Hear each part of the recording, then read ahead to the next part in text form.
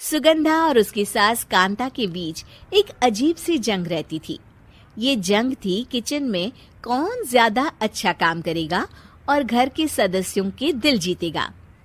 और उनकी इस जंग में हमेशा कुर्बान होते थे उनके दोनों पति। कैसे? आइए देखते हैं इस किचन पॉलिटिक्स की कहानी में। एक दिन किचन में, माँ जी, आज मैं बना रही हूँ मेथी की सब्जी। इस खाने से घर वालों के पेट की सारी समस्या खत्म हो जाएगी। और मैं बना रही हूँ तड़के वाली छाछ, जिसे पीते ही गैस की समस्या कभी नहीं होगी। दोनों अपने अपने खाने को लेकर टेबल पर पहुंच जाती हैं। तभी सुगंधा के ससुर उसकी बनाई सब्जी की तारीफ कर देते हैं। अरे वाह, मेथी की सब्जी भी बनी है, बड़ी ही स्वादिष्ट है। वाह बहू वाह।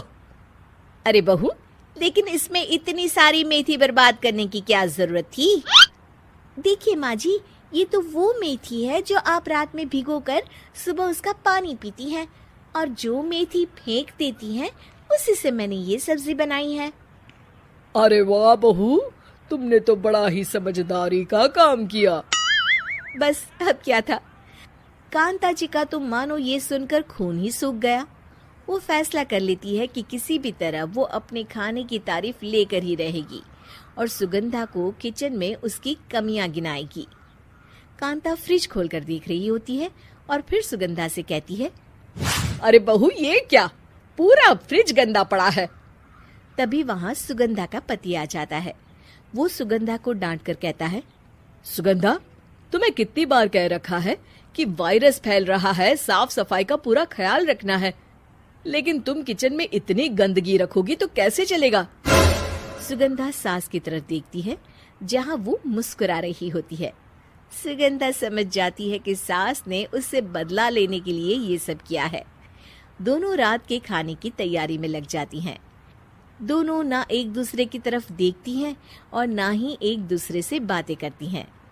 रात को खाने की टेबल पर एक एक कर दोनों कई तरह के अलग अलग व्यंजन टेबल पर लगा देती हैं और अपने अपने पति के पास जाकर खड़ी हो जाती हैं।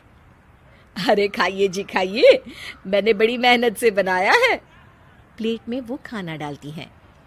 सुगंधा भी दोनों की प्लेट में खाना डालते हुए कहती है, बड़ी ही मेहनत लगी है इस खाने को बनाने में। हाँ, दोनों को ना चाहते हुए भी सारा खाना खाना पड़ता है।